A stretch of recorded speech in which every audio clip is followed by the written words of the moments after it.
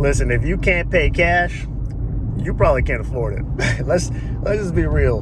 We have bastardized what it means to be able to afford something. When we say, I can afford it, what we really mean is, I could pay the payment. If you got to finance something over the course of the next few years of your life, you probably don't need it. Now, I already know somebody is going to watch this and be like, so we're supposed to pay cash for houses? We're supposed to pay cash for... All right, listen. Houses and business expenses are maybe the only two things that I personally would make an exception for.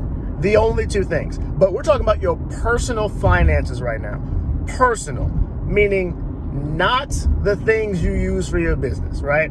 And let's just say not a house. But everything else, a car, yeah, I don't care if cars cost $40,000. I don't give a shit. That means you don't need a $40,000 car. You can't afford it.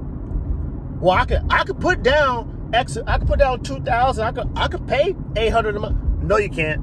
No, you can't. You know why?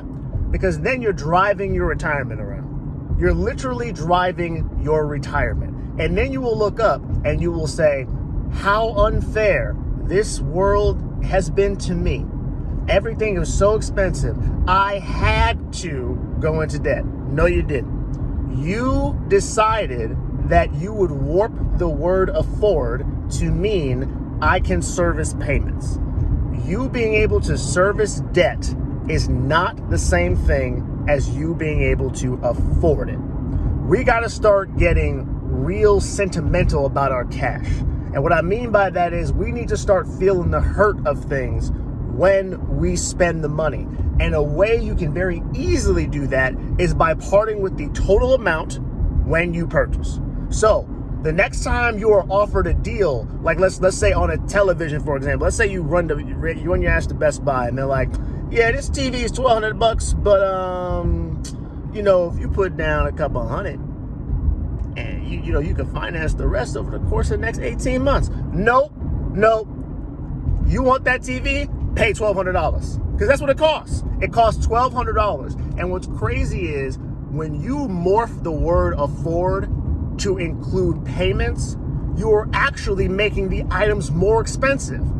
You are paying more because you didn't have the patience and wherewithal to save your money over a certain amount of time to be able to actually afford the full price of the item. But because everyone has allowed themselves to do that, that's how we think about everything. Well, I can afford an extra $100 a month, so I might as well just do it. No, you can't.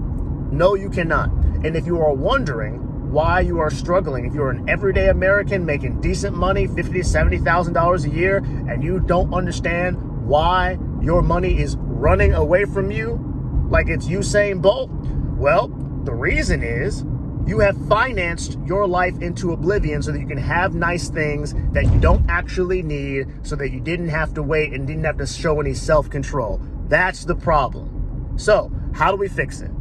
Well, first, we got to define some terms. We change our vocabulary. And from now on, afford for you is going to mean I have the money to pay all of the total cost of the item in my account.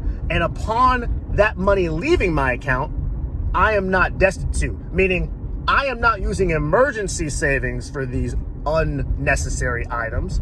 I am not putting my rent money at risk to get these items. I am not going to make myself homeless or without food to get these unnecessary items, but I have excess cash above what I actually need to survive and live, and above what I need to invest to purchase this item. From now on, that is what afford means to you, if you are somebody who actually wants to do well with your finances. Now, if you hear me talking and you don't really give a shit, if you're like, I'd rather have the stuff, okay, do your thing.